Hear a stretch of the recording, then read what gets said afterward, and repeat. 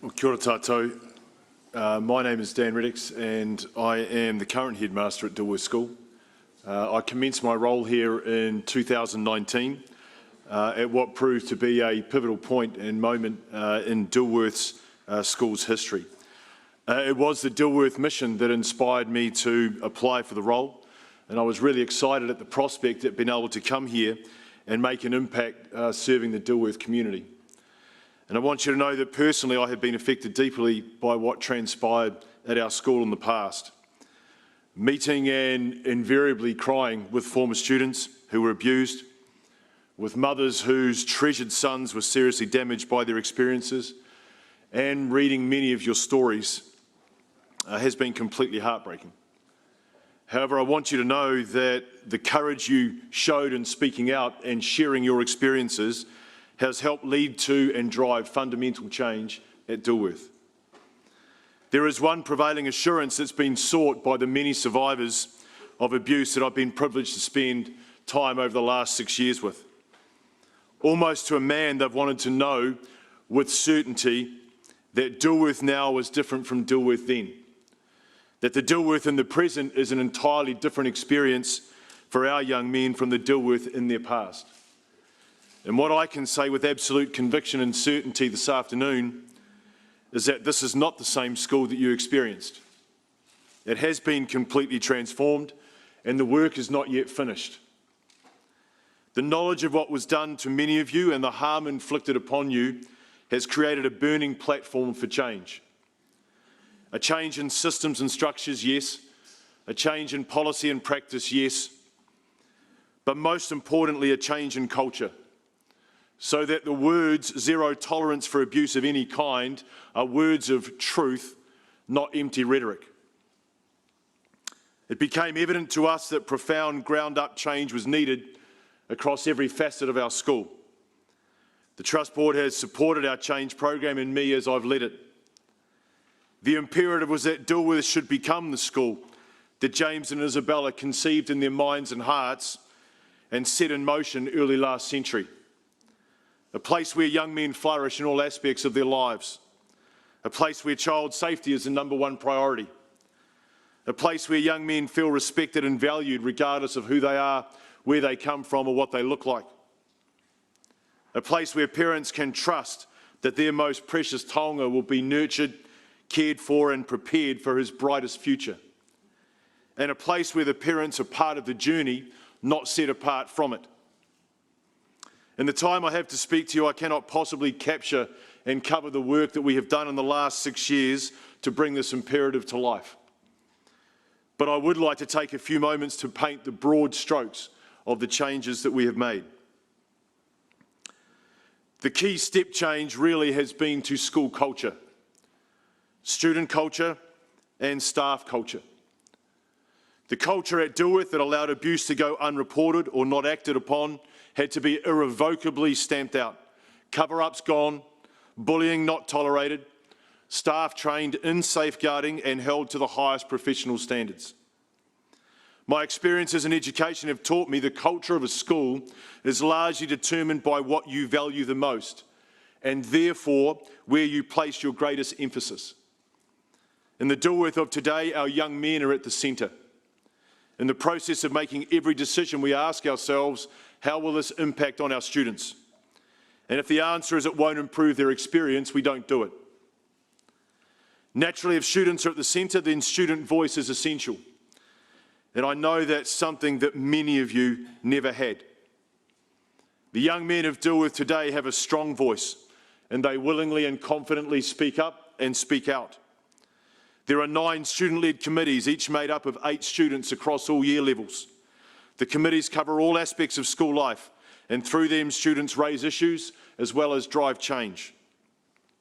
Supplemented by a student council at each campus who regularly meet with senior management.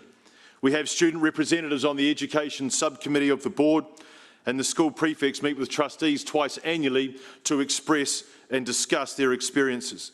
Students are surveyed multiple times every year, so we understand their view and how they're feeling. If students or parents experience, observe or feel something that's not right, There are numerous different channels they can access to voice a concern or make a complaint. The student favourite is Stymie, an anonymous web-based platform. Students can register concerns about anything, anytime, and their concerns are responded to immediately. Being able to anonymously report empowers students to speak up. And in the process of these changes, the no-narking culture is being dismantled. From a parent perspective, the fear of rocking the boat and somehow that putting their son's scholarship at risk has been intentionally and emphatically dissolved. We actively encourage our parents to share their experiences, good, bad or indifferent, through surveys, meeting with staff or speaking directly with me. Placing students at the centre also necessitated a transformational shift in our safeguarding practices. If our students are what we value most, then we need to make sure, above all else, they are safe. Acknowledging we are not necessarily experts in child safeguarding, we sought the best child safety organisation we could find. And at the time it was an organisation across the Tasman called Childwise. For over 30 years they have been a leading voice for child's rights across the Asia-Pacific region. Childwise, now operating under the umbrella of the Australian Childhood Foundation, reviewed every single aspect of our safeguarding culture and practices. And their independent review of the school returned a reasonably large number of recommendations, none of which were optional for us. We have implemented every single one of them. And consequently, in September 2022, Dilworth became the first school in New Zealand to achieve Childwise accreditation. And from my perspective, the accreditation was a nice bonus, but it was what the accreditation signalled that was most satisfying. It recognised the shift in school culture to a student-centric focus, where safeguarding is part of our DNA. It is what we do. Today, every staff member, no matter what their role, completes comprehensive safeguarding training. It is made explicit to both staff and students what is expected of a staff member, what a staff member can do and what a staff member cannot do. It is also made explicit to students what's expected of them and how they are to treat one another.